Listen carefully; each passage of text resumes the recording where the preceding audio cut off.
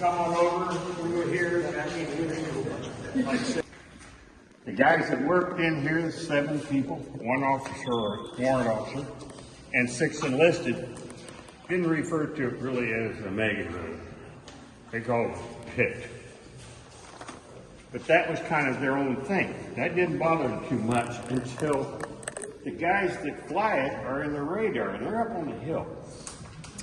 And they, being up on the hill, felt that maybe they were better than the guys that worked down here handling it. And the Army kind of supported this.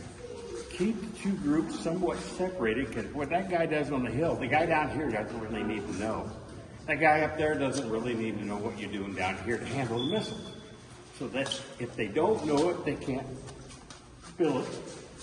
So let's keep it separate. So in support of kind of that particular attitude, the guys in the radar area would refer to these guys, pit rats. Pit rats don't like being called pit rats.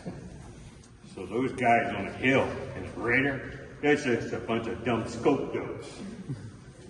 But as I say, they supported the Army somewhat, that attitude a little bit, to keep the information from flowing around that didn't need to flow around. So here you have 6 missiles. Most likely in that era when we were on alert and they were on alert, you had 6 missiles here. 5 of the 6 were nuclear tipped.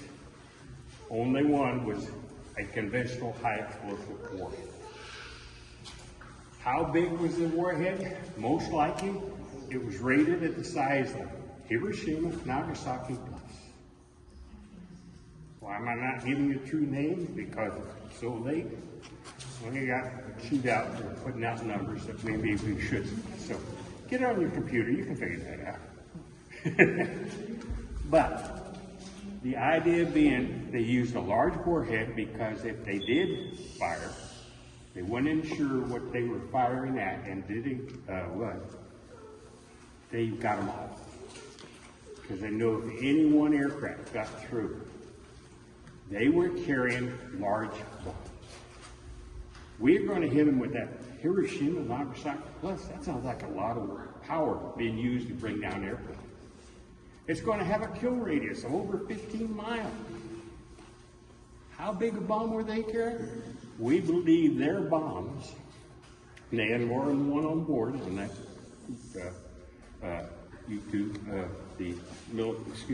Russian Bear bomber, 30 to 50 megatons. Only some of the older folks, I get the kind of wide-eyed look. Today's you gotta look at a kid and say, you know what a kiloton or a megaton is? You have any idea how big that is? And I don't really get much of a reaction anymore. So I try to bring it up to date. Let's take a prime truck now. I've even gone to the newest thing, right? A prime truck. Let's pack it with dynamite. A ton of it. Park it in your front yard, explode it. That's a number 1. Go on, come on. 1 ton. So as I talked about the warhead here being Nagasaki and all whatever, it was in a kiloton. Kilo, what's that? Thousands.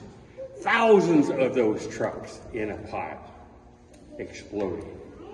Sounds big to use on trying to bring down airplanes, but we wanted nothing getting through. Because their 30 to 50 megaton means 30 to 50 million of those prime trucks all in a pile exploding.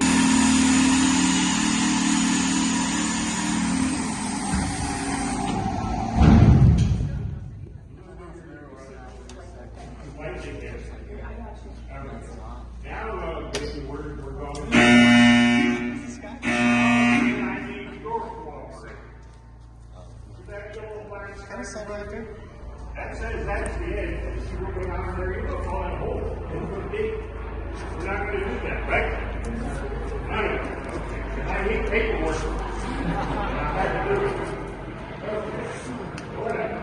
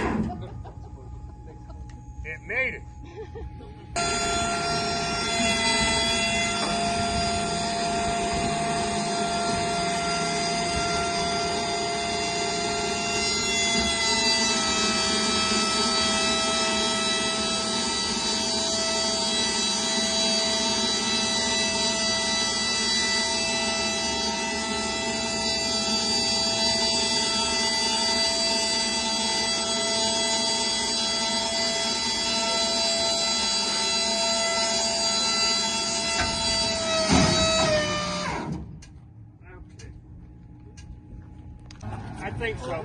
Yeah, I just never been. Take over, Bob. Bye. Bye. Bye. Well, have a good time now.